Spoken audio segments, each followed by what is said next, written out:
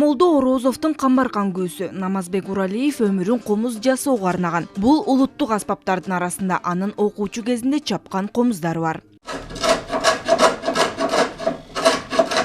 Намазбек Уралиев белгилегендей комуз экме жана жапайы жыгачтардан өрүк, карагай, арчадан чабылып, мойну ичкерип кетет. Жалбырактары күбүлгөн жана мөмөсү бышкан кезде кыйылган жыгачы сомдолуп, сууга кайнатылып, ышталып чабылган комуз бек жана добуштуу болот. Белек Солтоноевдун жазганы бар да, ошо кыргыздын алгачкы тарыхчыларынын бирөө.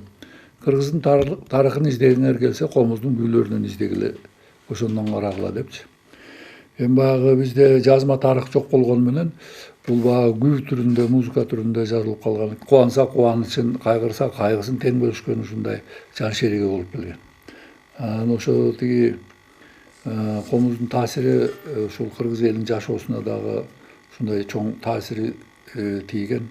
Уламдан улам комуз чертүүгө кызыгып, күйлөрдү берили уккандардын саны арбып барат. Жибек Буланова алардын катарында. Учурда ал Карамолдо Орозов, Нурак Абдрахманов, Атай Огунбаев сыяктуу залкар комузчулардын чыгармачылыгына сүңгүп кирүүдө. Анын эң жакшы көргөн күйлөрүнүн бири Машботой.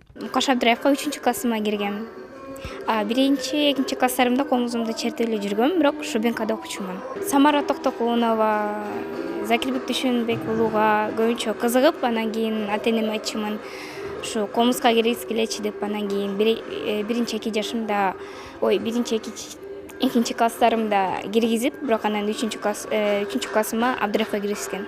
Эл артисти Табылды Актанов бала чагынан комуз чертүүгө кызыкчу. Айтымында комуз кыргыз элинин руханий маданиятынын ажырагыс бөлүгү. Комуздун күйлөрү өзүнө философиялык ойлорду, жашоо турмушту жана маданиятынын өзгөчөлүгүн камтып, муундан муунга өтүп келе жатат.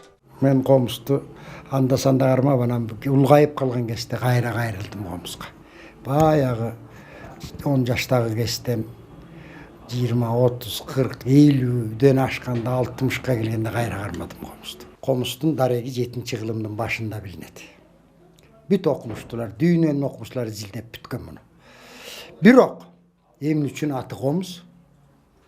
Кайда ордо жаралган?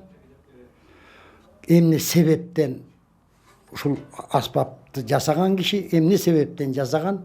Эмне себеп болгон ушуга жасоого? Деген көп суроолор бул улуу тарых тереңде жатат.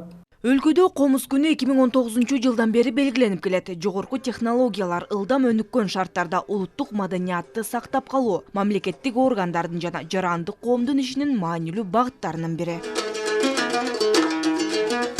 Бактыгүл Султанбек кызы, Рыскелдик Окулбеков, Ала Тоо 24.